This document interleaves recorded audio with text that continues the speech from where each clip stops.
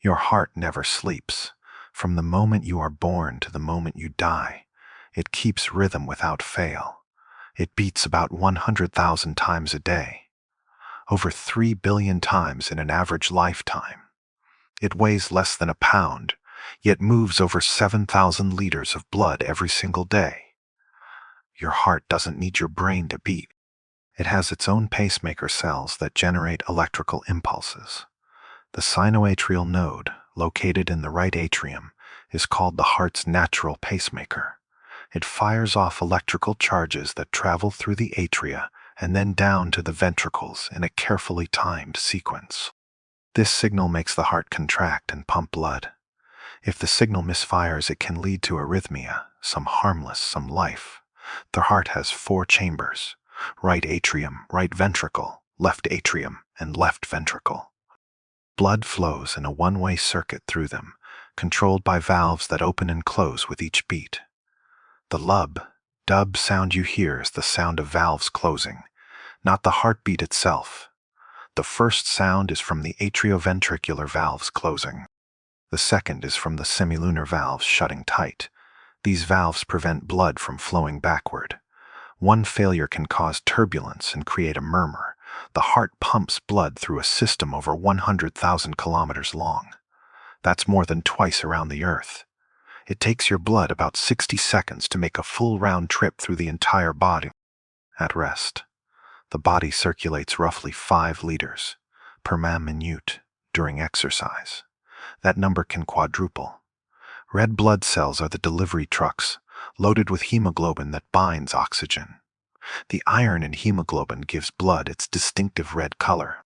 Arterial blood looks bright red.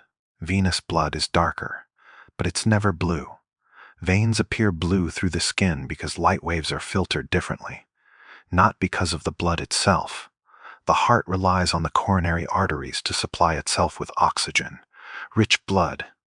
If these arteries get blocked, the heart muscles can start dying within minutes.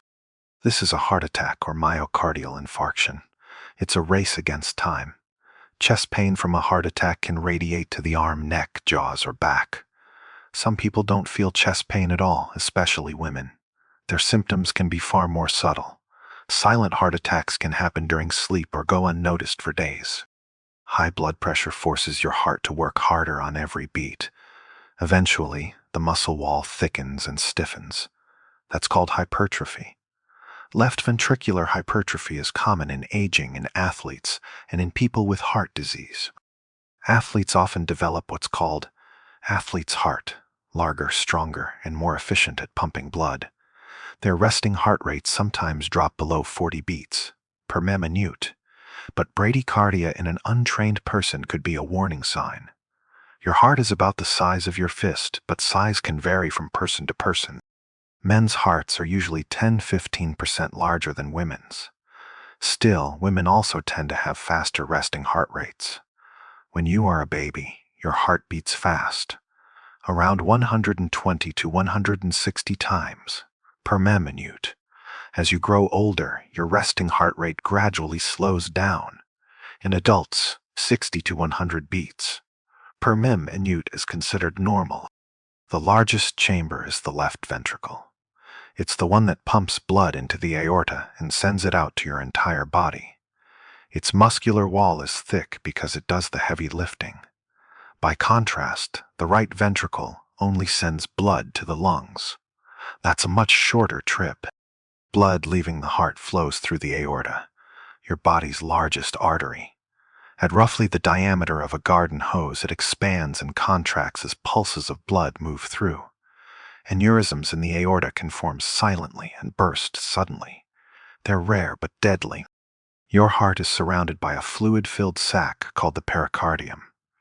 This reduces friction as the heart beats over 100,000 times a day.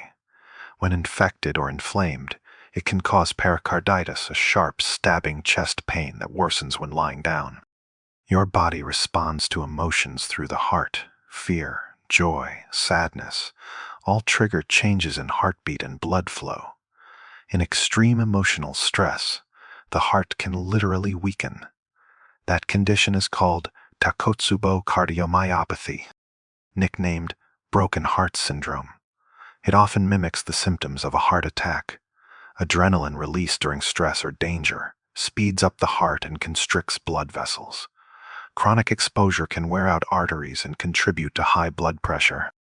That's partly why stress is a real risk factor for cardiovascular disease.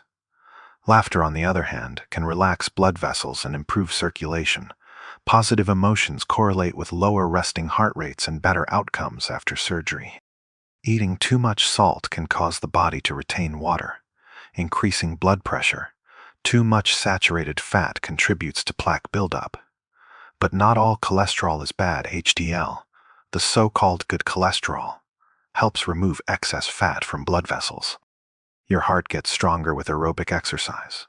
Walking, swimming, dancing. Even 20 minutes a day can positively change blood pressure, heart rate, and vascular tone. On the other hand, sitting for long periods slows circulation and increases risk for clots. Dehydration thickens your blood, making your heart work harder to maintain flow. Your blood is about 55% plasma, and plasma is mostly water. In space, astronauts actually shrink a little. Without gravity, the heart doesn't need to fight to push blood upward. When they return to Earth, it takes a few weeks for the cardiovascular system to readjust. The phrase, "my heart skipped a beat," has some truth. Extra systoles, extra early beats, cause a moment of pause and flutter. They're common and often harmless, especially in young adults or under stress. The fetal heart forms and starts beating just 3 to 4 weeks after conception. By the 6th week of pregnancy, the heartbeat can be detected by ultrasound. Congenital heart defects affect about 1 in 100 newborns, ranging from mild to life-threatening. Pacemakers regulate slow or erratic heart rhythms by delivering small electrical pulses. Defibrillators, on the other hand, shock the heart to stop dangerous rhythms like ventricular fibrillation. Implantable cardioverter defibrillators, ICDs, save lives in people at high risk of sudden cardiac arrest. The EGG or ECG electrocardiogram maps the electrical activity of the heart in waves. The P-wave, QRS complex, and T-wave correspond to different parts of the heartbeat cycle. Irregular patterns can detect arrhythmias, ischemia, and structural issues. There are no pain nerves in the heart muscle itself. That's why heart attacks feel like pressure or squeezing, not sharp, stabbing pain. Caffeine stimulates the central nervous system and increases heart rate mildly. But coffee, especially in moderation, has been linked to a lowered risk of heart disease in many studies. Cold weather causes blood vessels to constrict, raising blood pressure. Heart attacks are statistically more common in winter. Blood moves fastest in arteries, slows down in capillaries, and then returns via the veins at lower pressure. Veins have one-way valves to prevent backward flow. Especially in your legs, those valves can weaken, leading to varicose veins. Smoking damages blood vessels and lowers oxygen delivery. It thickens the blood, raises blood pressure, and accelerates plaque formation. Even a single cigarette measurably reduces circulation for hours. Your heartbeat is tied to your breathing. During inhalation, heart rate speeds up slightly. During exhalation, it slows down. This phenomenon is called respiratory sinus arrhythmia. Your heart is one of the most energy-hungry organs. It needs a constant supply of oxygen and nutrients to maintain its workload. A heart deprived of oxygen for just 4 to 5 minutes starts suffering irreversible damage. Some animals have incredibly slow heart rates, like the blue whale, whose heart can beat just 2 times per minute during a dive. Others, like hummingbirds, can beat over 1,000 times per minute in flight. Your heartbeat isn't just for circulation, it is also a signal. The pulse in your wrist, neck, or chest communicates rhythm, stress, effort, and emotion. And even when you are completely still, your heart is never truly silent. You're alive because of this tireless muscle. Every second, it labors in the background, adjusting to every need, every step, every breath. And now, perhaps, you can feel it beating, just a little more clearly.